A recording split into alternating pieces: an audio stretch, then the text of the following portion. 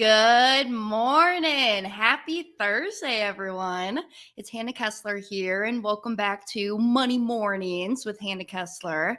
And today I want to ask a question that matters deeply. Do we have hope?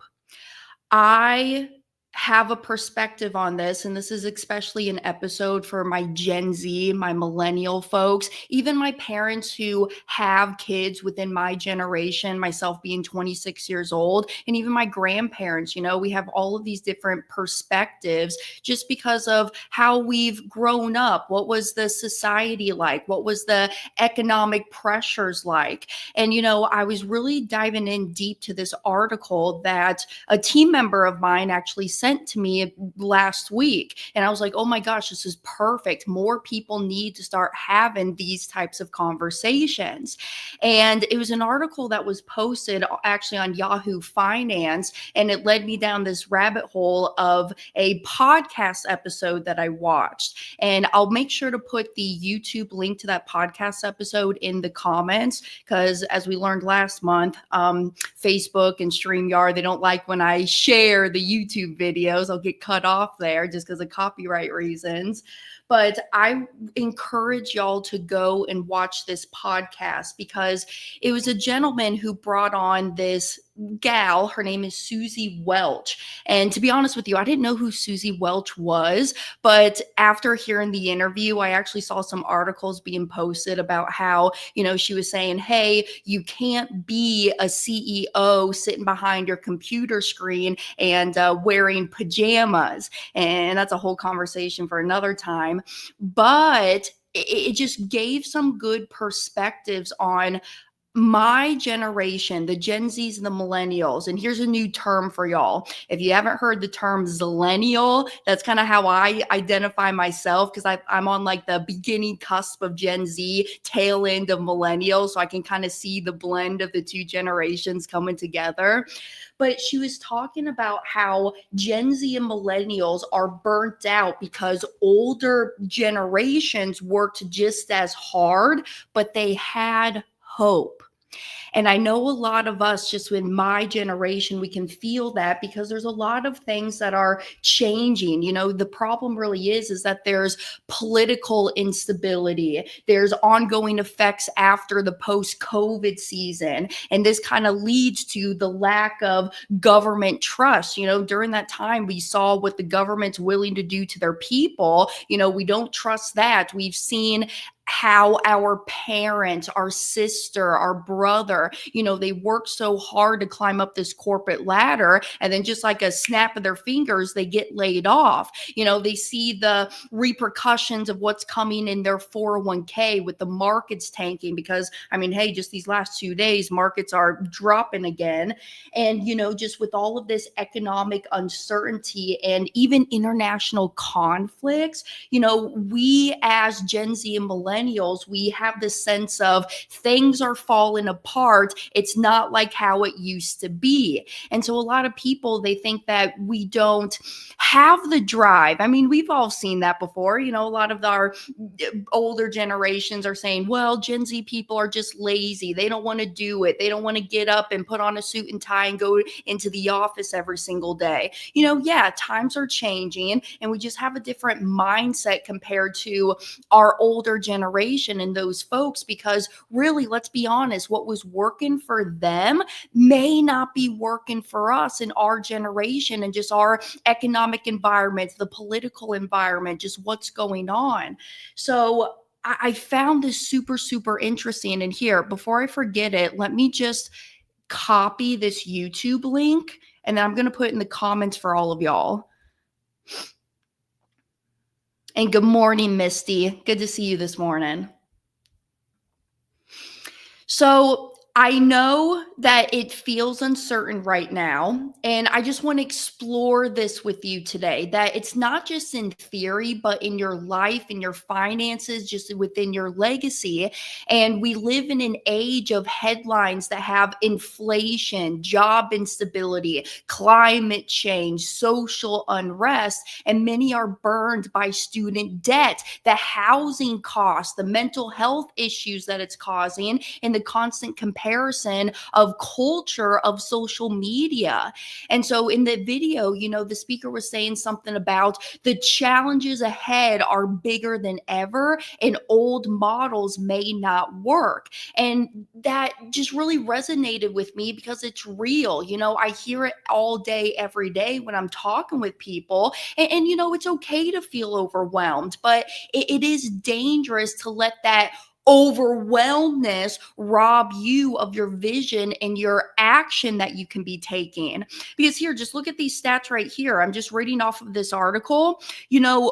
Only 31% of staff who's under the age of 35 say that they're thriving right now. A lot of us feel like we're burnt out. And 22% of the staff under the age of 35 kind of reports feelings of loneliness. Because, yeah, a lot of the times we're not going into the office anymore. We're not debriefing with our coworkers after this Zoom meeting, right? Because everything's online. And 66% of millennials report that we're feeling high burnout. And, we're kind of in this like sandwich generation where we have the stress or the burden of maybe caring for our aging parents. And then also some of us have children. We got to tend to the kids, get them to school, make sure they're fed, make sure they're in bed on time. And then also just even our spouse and that romantic relationship that we have. And so just with all of this, there's almost this like collective anxiety.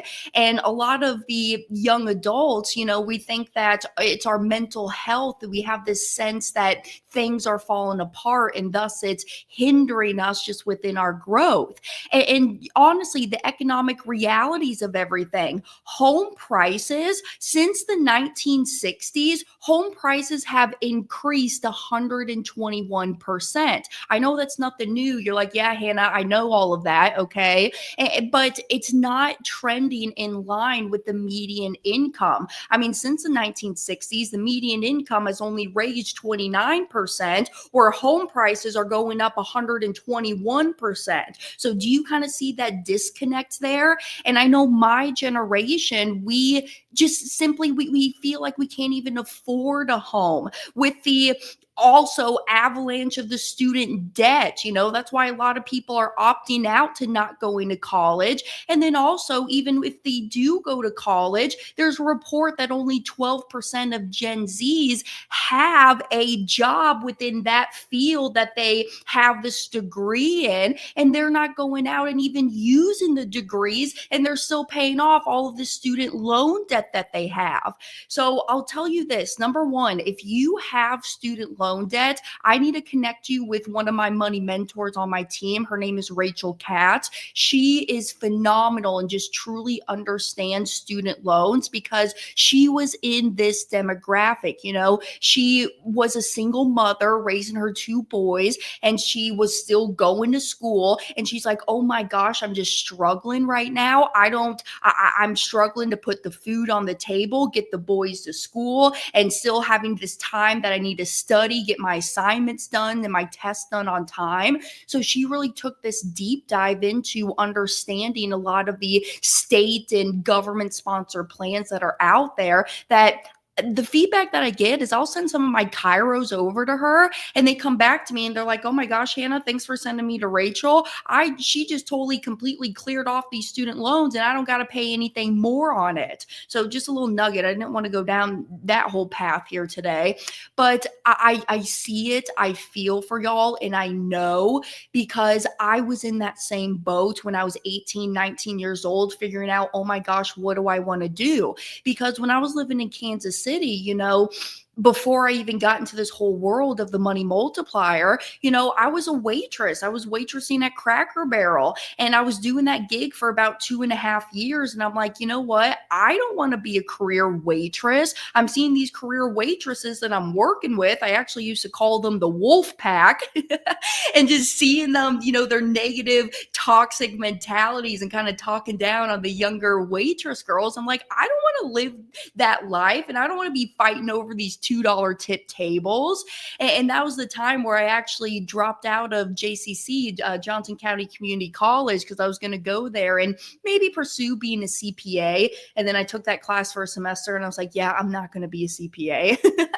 And then I really got clear on my values that I have for myself and how I want my life to really operate and how I want to wake up every single day feeling fulfilled, excited, motivated to get out of bed.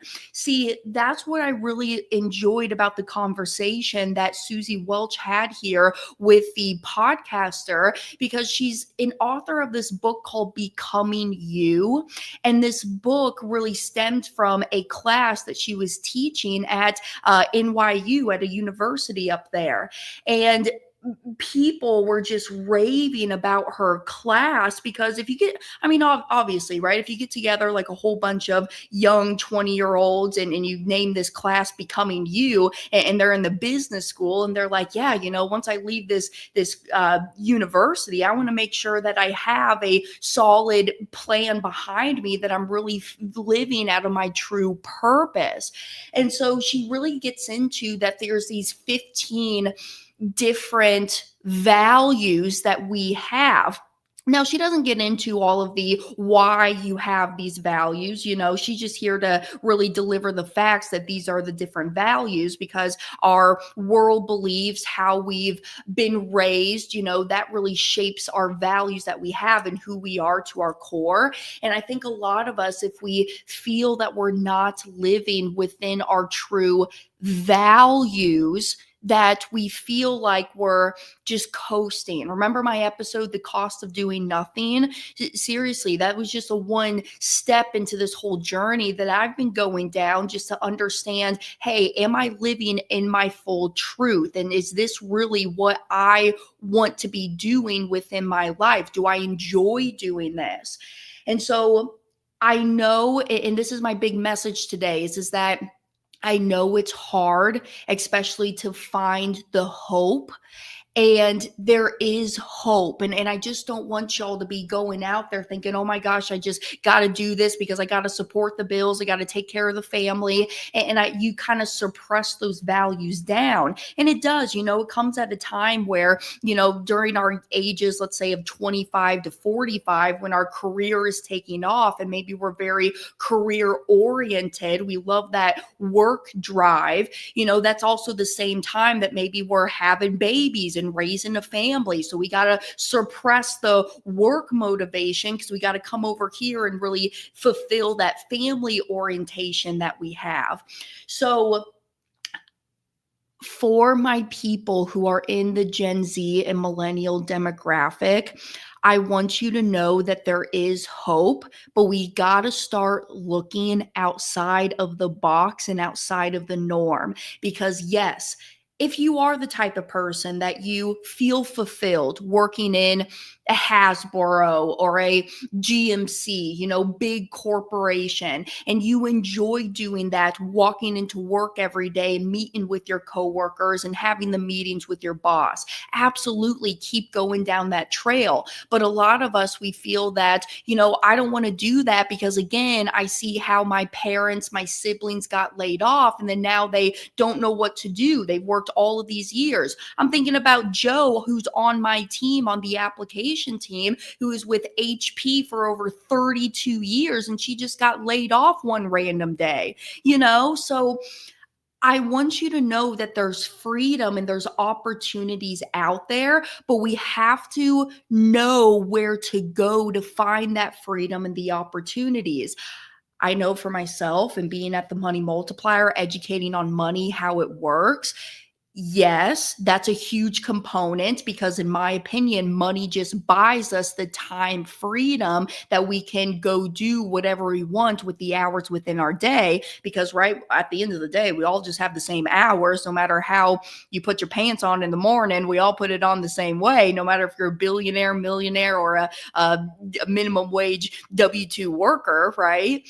So if you're struggling to find that drive because you think money is hindering that next step within your goals, or time is hindering the next step, or you feel mentally and emotionally drained because you're doing things that don't align within your core values, what I would first do is really do that self-discovery journey. And it's going to be an ongoing process, and just living intentionally with your core values every single day. And if you don't do this as well, every Sunday, I actually sit down with my journal and I kind of reflect on the previous week. I forget who I learned this from. I think it was maybe John Maxwell is who I heard that from, or maybe it was Dan Kennedy. I don't remember who I heard this quote from, but he says every Sunday he really sits down and he reflects. He reflects on the previous week, and then he gets into setting his intentions for the next week. Because a lot of us, we don't do that, right? I mean, we just coast through life. We're living for the weekends. We get to the weekend, and then we have our Saturday and Sunday. We go do all the fun stuff, and then Monday morning comes around, and it's like this dread and this drag that we have. But I think if one, you get aligned with your core values, two, set intentions and reflect on what you're doing, I think you're already 10 steps ahead from 80% of the population. There's actually this sticky note that's sitting on my desk in my office in the other room over there. And it was a saying from a pastor that I heard from him. And he goes, hey, when is the last time that you really pause to reflect on this life journey that you're on? To me, I do it on a weekly basis. So I would just encourage you to reflect on this journey of life where you see yourself going and aligning yourself with the goals and the aspirations that you have. And you're probably like, yeah, we get it, Hannah, but actually give us some actionable steps. Okay. I just wanted to set the tone for a second. So to me, if you are the type of person that you don't enjoy the boss, you don't enjoy the 9 to 5 lifestyle, because I'm with you, man. I'm not that type of person. I just want to get up in the morning and I want to figure out what I want to do with my day when I get up that specific morning. How am I feeling? Do I want to go play pickleball today? Do I want to go to this yoga class that's starting at 10 a.m.? Do I want to go have lunch with my girlfriend Joy over in Orange City? Which, Joy, I'll see you later today. I'm excited for our lunch date. But I want to have that control over my life. And yes, money is the number one stressor that hinders us from having that control. I would say money is number one. And then I would say life and work obligations being number two. That is what hinders us from getting to that goal. And so it puts things into perspective when you think about the generation of where we're at, and not looking at the glass like it's half empty. Because here's the thing, there's a lot of opportunity right now for people in my generation and even older to get into real estate investing, buying businesses. Y'all, right now, 50% of the wealth within America resides with the baby boomers. What's going to happen to the baby boomers when they get into assisted living? They have to start selling their business. They don't have an amazing young daughter named Hannah Kesler that's going to come in and take over the family business. All right, I'm kidding. But right, they may not have that person there to carry on this legacy. And so there's a huge opportunity for us to come in and carry on these well-established, well-oiled machines. And so I know a lot of us, especially if you're on this side of Facebook and into all of the money, the business, entrepreneurship, that you've maybe seen even people like Cody Sanchez talking about Main Street Millionaire, how to go in and buy up these businesses that are getting into their next phase of their life, because there's always this life cycle. And yeah, it's always been there. But I think as I'm getting older and I'm going through these life experiences and I'm, comparing different generations, I'm seeing it more and more and more now. And A lot of people think that they have to have a crap load of money to start this new venture, to buy this business. And you don't need a crap load of money to do so. I mean, there's different opportunities out there that allow us to get in the door by doing some creative financing, seller financing, subject to house hacking. There's this company called Padlock, where they rent. It's like room renting, right? Almost like the Airbnbs of renting out a room, but it's just in a long-term or mid-term rental format. So there's all of these different possibilities that of creative financing that we can truly get into. And yeah, I know it's maybe nerve-wracking. You're like, oh my gosh, well, Hannah, you were just talking about how you don't want to go and get all of the student loan debt because of the uncertainties of a stable job. Well, what if I go get all of this debt to start up this business and it doesn't pan out how I'm thinking it does? And that's why it's important to have mentors and people who are in that industry, who have done it. They dug through the ditch and they understand the pros and the cons, the mistakes that they've made, so that they can deliver that information back to you so that you don't have to go out there and make those same mistakes.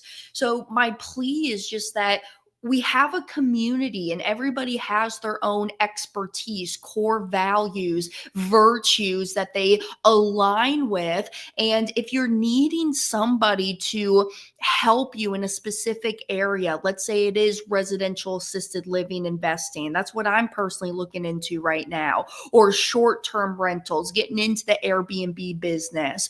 There's people that are there who can mentor you and help you, guide you through this, even if it's just like on an internship level. What I'm going to do, I was actually thinking about this morning when I was getting ready, is when I'm ready to pull the trigger, because my desire right now is I'd love to have an Airbnb in Colorado, specifically like the Golden, Morrison, Colorado area. So like right next to Red Rocks, because number one, always appeal to self-interest. Okay. Remember that on my first ever episode for Money Mornings with Hannah, where I talked about the 13 things that I've learned up to this point in my life.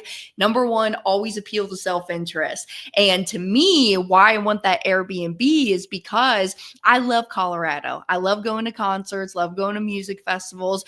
Denver, Colorado is like the hub to the scene that I'm into. And so I'm far enough away from the city that I'm in the mountain ranges, but then close enough that I can go to these certain events. But then also it's a very big tourist destination. So then when I'm not there, hey, rent it out. Let's get some Airbnb cash flow coming from it.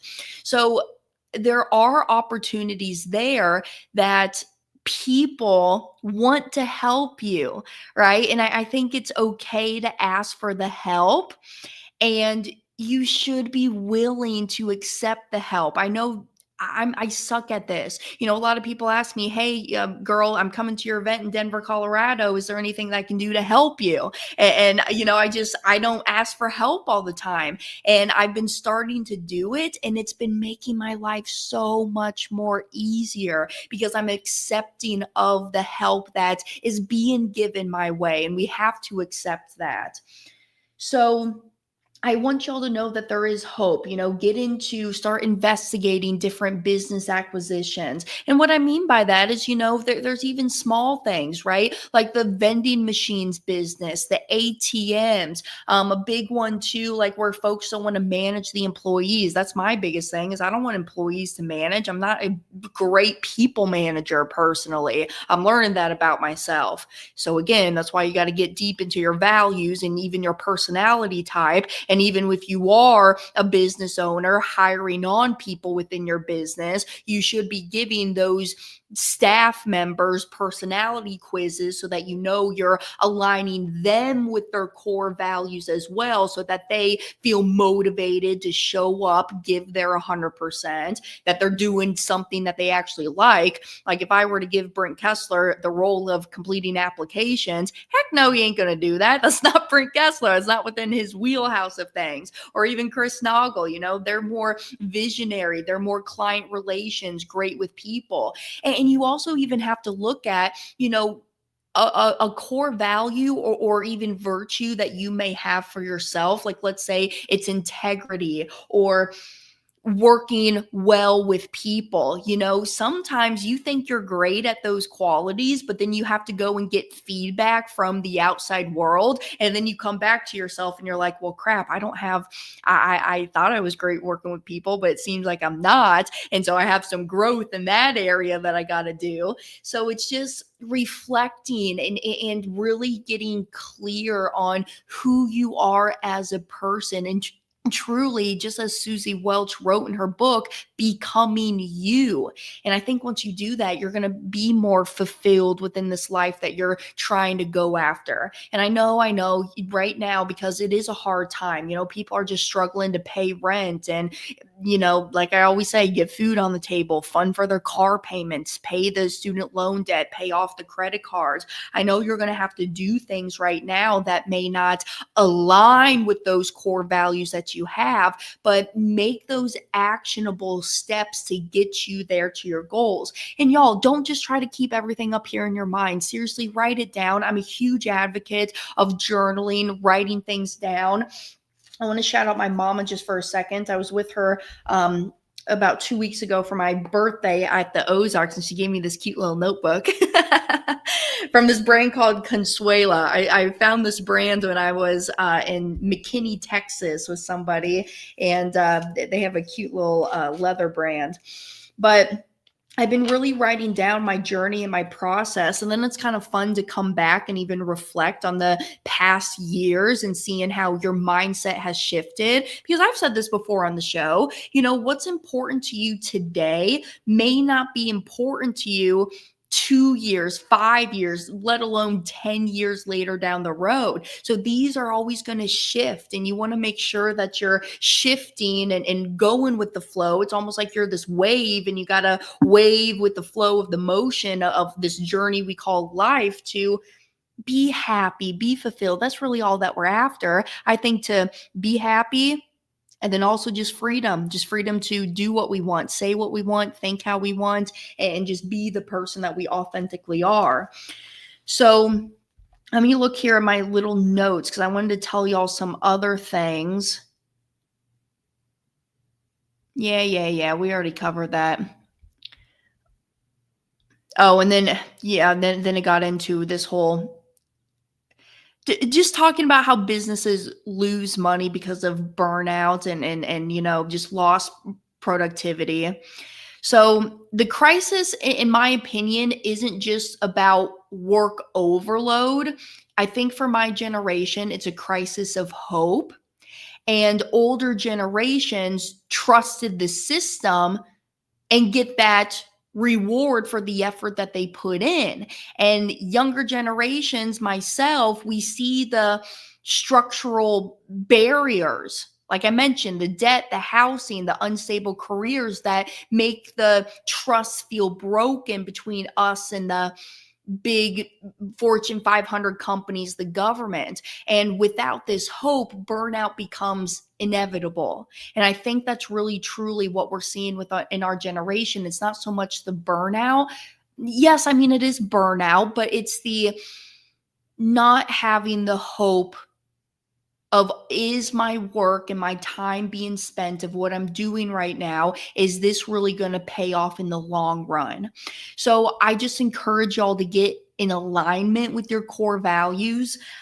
And here's some actionable steps that y'all could be taking specifically with your money itself. But one, I want y'all to be disciplined with your money. I know I talk about that a lot, but seriously, y'all, get disciplined, get in the know with your money. And when you do that, there's an opportunity for you to go and use those funds to then launch into this next chapter of your life journey that you're headed on. If it is doing a nonprofit or working down at the homeless shelter or tending to the service animals, whatever you're into. And then number two, when you're disciplined with the money, you need to make your green men go work for you. Okay, your dollars are your little green men, right? So have in your mind your money is your little green men, and the objective is you want to go take that green man, you want to go put him to work so that he's out there and he's creating an army of green men that are out there working. But this takes time and discipline. And a thing that I always have to remind myself of too is that I can't compare myself to other people that have been on this journey a lot longer than I have been. My generation specifically, we are in a very big instant gratification, what I call the microwave mentality. And we want to get to this big old step, but we're not allowing the time, the growth, the experiences, the money to follow. And we're comparing our journeys to somebody else who's 55 years old, like 2 times our age, right? And so you can't keep comparing yourself to other people and their journeys because everybody's on their own same path. And you guys are probably thinking, yeah, Hannah, I know this is all self explanatory, but seriously, have you really sat down and given this true, wholeheartedly, unbothered thoughts into understanding what you are doing on your own life journey? So it's going to take time, it's going to take discipline, and the slowest way to success, that is what equals wealth. This is a process. This is a journey. It's not about the destination. And I literally have it posted up here in my studio. It's this picture that says the journey is the destination. Because I even have to remind myself about that. I'm always focused on getting to the end goal, getting to that destination. But really, what makes up life is the experiences, the stories that get us to where we're going. So grassroots create the deepest roots. That's what you always got to get back to. And you know, there's this authentic gap sometimes between what we're doing in our everyday life, if it's business, personal development, relationships. There's almost this authentic gap. And I think that's why a lot of my generation is feeling this burnout because we're not living in our true authentic self. And I think that's what it has a lot to do. It's not so much of, okay, I got to get up early, go to this 9 to 5 and come back home and then repeat the next day. I mean, yeah, you know, a lot of people cannot be fulfilled, myself being included, but it's almost like we're just not living in our true truth. Okay. And I would just encourage y'all to get true with yourself, dig deep into what you find of importance to you, your values, and just look up some of these resources of people who are really diving in deep to it. I'm actually reading a book right now. It's called Surrounded by Idiots. Okay. And it's by this author. His name is Thomas Erickson, I want to call it, sitting on my nightstand next to my bed over there.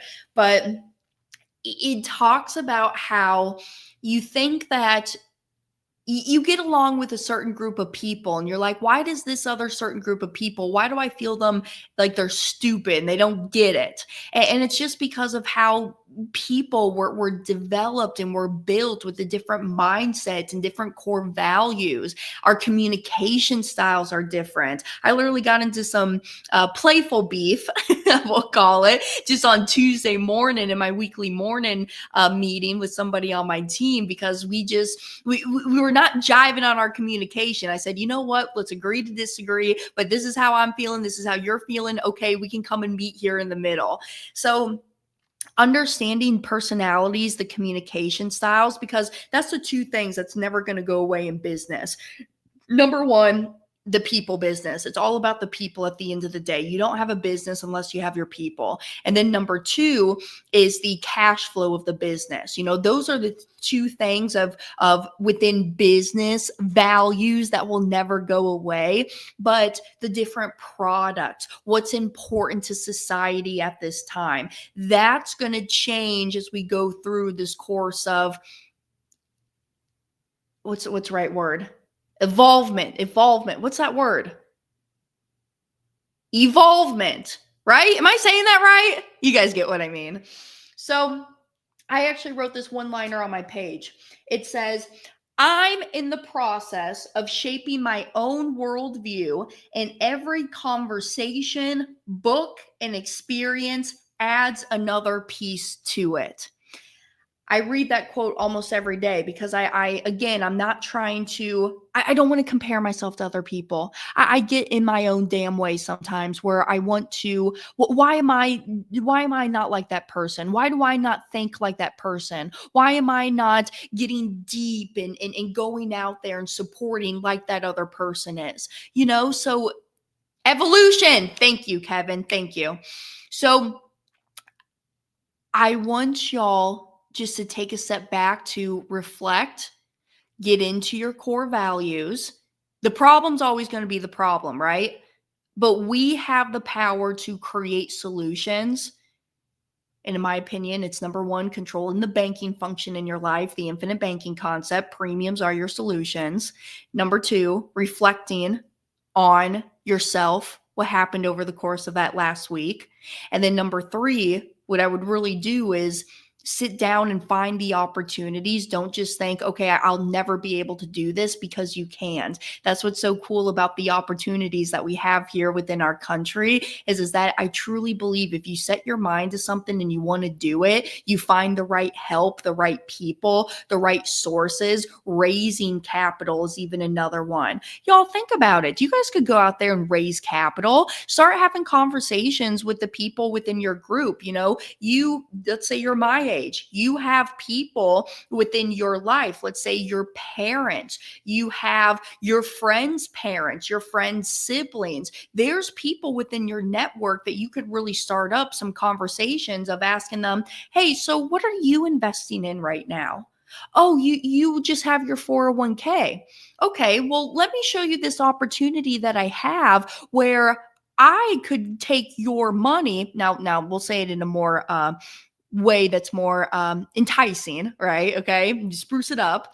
But hey, let me show you this way of how you could be taking those dollars, not just having it be based on market returns, and how you could really use this money to secure it by the first position on real estate, having that collateral, and then making returns of 12, 14, 18% on that money. Would that be of interest to you? And that's how people really get out there and start raising capital for their real estate projects, their business that they're trying to start up.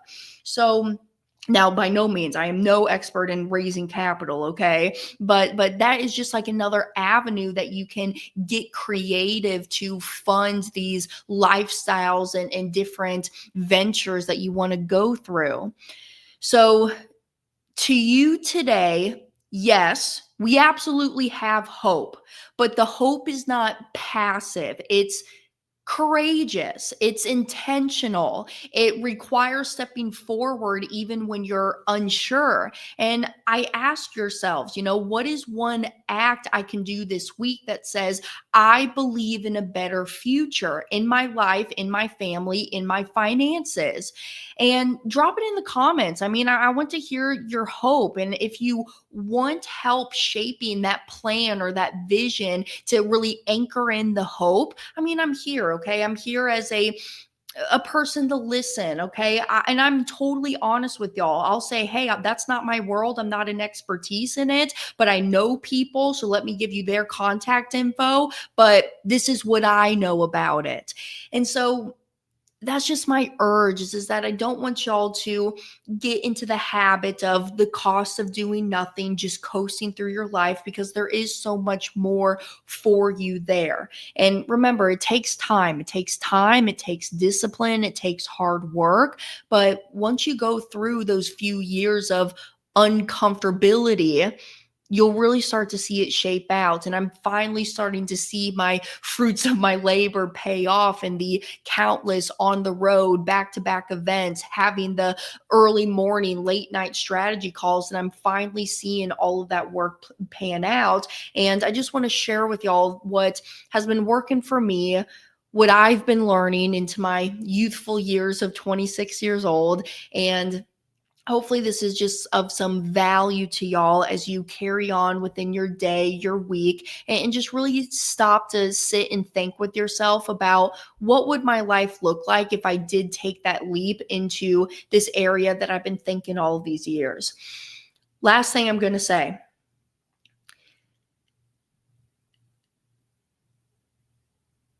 there's a gentleman, Larry Steinhaus, for instance. You know, he started an ice cream shop in Langhorne, Pennsylvania. All right, if you know Langhorne, Pennsylvania, it's right outside the Philadelphia area. And the reason he started up this ice cream shop is because, hey, I've always wanted an ice cream shop. Why can't I have one? And so this ice cream shop, no, is it really that profitable? Not for him. He's probably only open 6 months out of the year, being in Langhorne, Pennsylvania. But he did it because he's like, this is my calling. I've always wanted one. I wanted to do this. And I feel the same way, going from being in Kansas City, dropping out of the CPA course that I was doing, and then figuring out that, hey, my passion really is within the fashion design world. And I would love to do that. But no, I was smart enough that I didn't go out there and get all the student loan debt because my 529 plan wouldn't pay for the out of state tuition that I was trying to go to.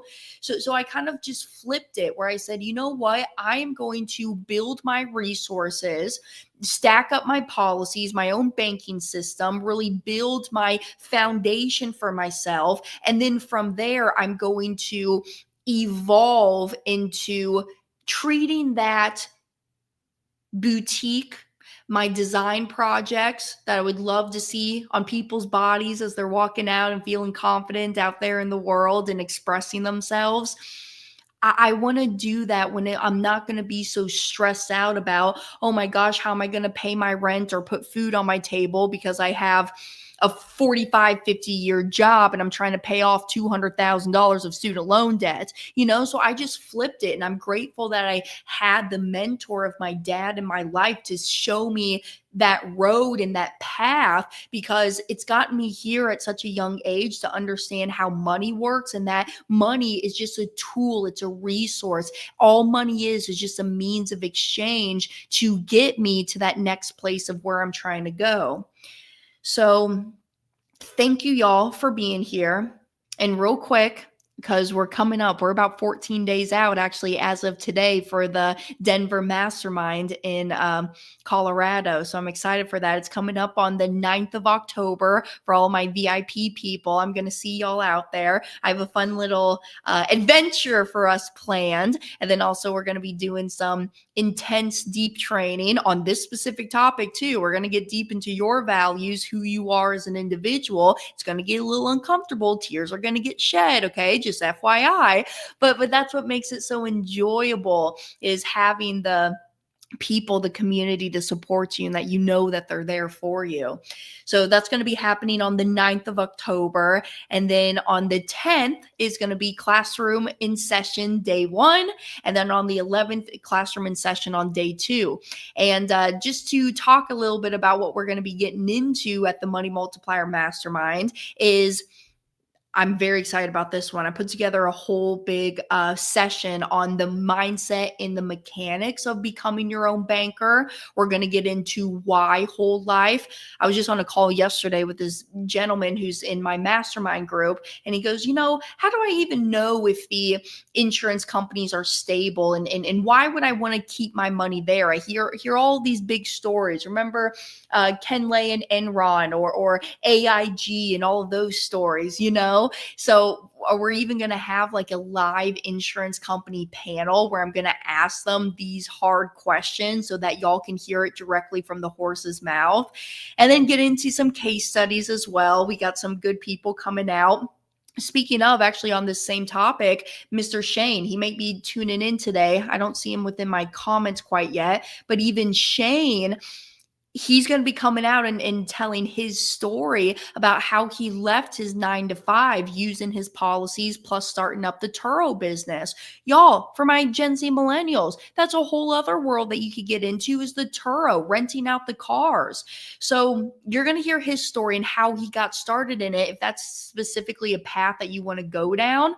And then we're going to get into a little bit about my favorite topic, using the F word, F word being finance, and getting into the 10 laws of wealth and the even what's it called, 10 laws of wealth, and these six practical, oh, it's on the tip of my tongue, I can't think about it right now, but there's going to be a lot of good sessions going on to get your mindset right, to get your foundation right, so that when you leave, you know what you should be doing and carrying on this legacy, the mindset, the traditions with yourself and your own family.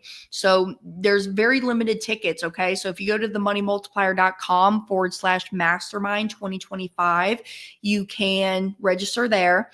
I'm pretty sure VIP is closed now. So all I have open is the GA. I might have 1 or 2 VIP. Okay. Don't quote me on that, but that it may or may not still be open, but definitely still have some more GA spots left, but not a whole lot. But come out and just be with the community. You know, if you have been feeling like you're a lone ranger, doing things all by yourself, your spouse doesn't get it, your business partner doesn't get it, get connected with like-minded individuals. If you're into real estate, you're raising capital, there's going to be a crap load of money in the room where people are wanting to go and put their dollar somewhere to work for them. So get out, get connected with people. Okay. Life is out there. Okay. Life doesn't happen sitting inside of your office, in your hotel room, and just conforming and confining yourself into these tight spaces. Life happens out there. Communities are built out there. Human connections are out there. And so I just encourage y'all to get out, share your story, share your message, share your expertise, and be authentically you. Show up how you want, wear the clothes that you want, say what you want, how you feel, how you believe, because that's really the amazing part about being here and given the opportunities that we have living in America. So before I close it out, let me just take a look at some of these comments that I have coming in. Instagram, if you guys are watching, I'm sorry, I can't see the comments that come in, but you can always view this on Facebook at Hannah Kesler, or even YouTube on there. And you can definitely share in the comments here. Dave says, you're speaking life into me. Dave, good. He says, comparison game is not good at any age.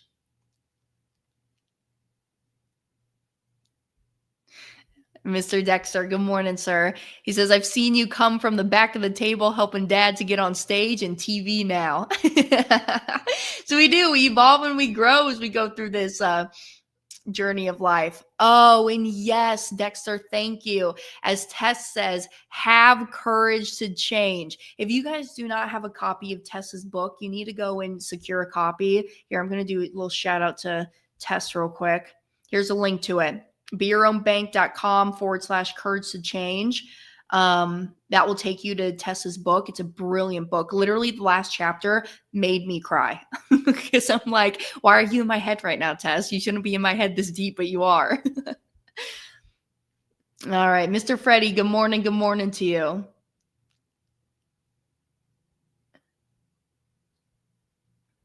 Beautiful. Dexter says, my grandpa told me that you have to get uncomfortable to become comfortable. 100%. Did you think I was comfortable when I went out there at 20 years old in March of 2021 to speak to a group of 65 seasoned real estate investors, doing the presentation live for the first time? Heck no. I was nervous. You know, I'm a little nervous when actually, like, I have this thing, like my chest gets really red. So you can like visually see it, but I was so nervous. So sometimes when, like, you know that I'm nervous about a topic, I purposely wear clothes where it's like a high neckline. But I went out there 20 years old. Dad put my ass on this airplane and he says, hey, I can't go speak at this event. You're going to go speak to this group of, they're into the mobile home park investing, which is a cool space. Mobile home park. Syndications as well. Sorry, ADD moment. Y'all, if you guys are going to be in Orlando or the Orlando area, October 24 to the 26th, October 24th to the 26th. Yes, I think that's what it is. It's a Thursday, Friday, Saturday. There's a group called Alchemist Nation, and they are a group of folks that help people get into multifamily syndications, whether being a LPGP into that whole deal. That's an area that I've been kind of getting into, kind of liking, especially with the tax side of it. That has been very intriguing to me. So, but if you're going to be out there, they'll teach you. His name is Walter. I know Walter, and then also Gary Ecker.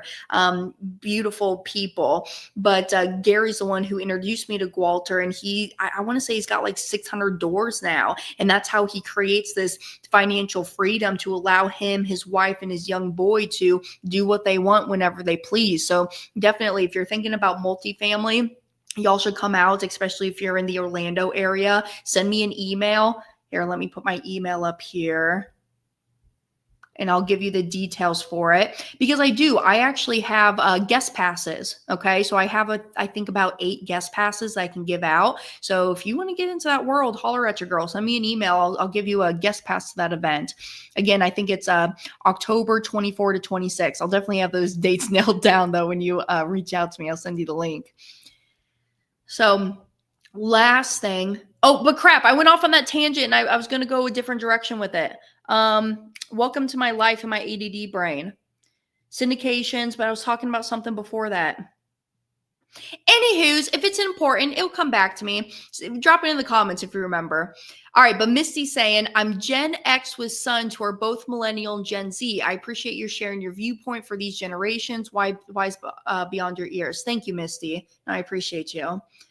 So there is hope. All right. I don't want us to think that's just a doomsday thing that we're going out there and we're like, oh my gosh, I just have no control and I don't know what's going on. It's like the movie, what's the emotion? Inside Out. Inside Out. Love Inside Out. Pixar, you have been amazing recently. Inside Out, Coco. There's the other movie, Soul. Oh my gosh, I love the movie Soul. So good. But it's like the big fiery dude. He's in the operating room. He's like, and he's pulling out his hair. So it doesn't have to be like that. So just get into your core values, as I keep preaching over and over in this episode here today.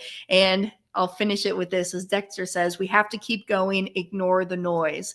So we're all on our own journey. We're all on our own path. There is hope. And if you have these questions and you just don't know where to start, seriously, y'all, reach out. Okay. There's communities. There's people out there who want to help you. Deal maker is a big one, especially if you're getting into real estate investing, but don't get paralysis by analysis. Keep moving, keep pushing, because you have the power within you. You just need to see it for yourself, and you need to ask the right questions and be in the room with the people. So I believe in y'all. I'm proud of y'all for even just showing up and being here. Step number 1 that solves 50% of your problems is just show up. So I will be back next week for another episode. And until then, you know how to get a hold of me. Send me an email. Just let me know what I can do to help support you and your journey that you're on. And today I'm packing up. I'm leaving for Jamaica tomorrow. So I'm going to be speaking to a retreat out there. That's what I've been kind of getting into here recently. More masterminds, more retreats. I feel like, again, that the reason I've been doing it is it aligns with my core values. So I'll be out in Jamaica talking to my folks at the Moxie retreat, which I'm excited for.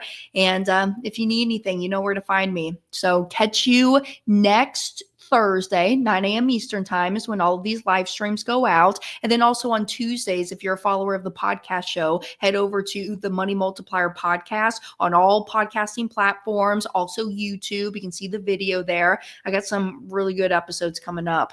So I appreciate y'all. And until next time, I'll catch everybody then. Bye, y'all.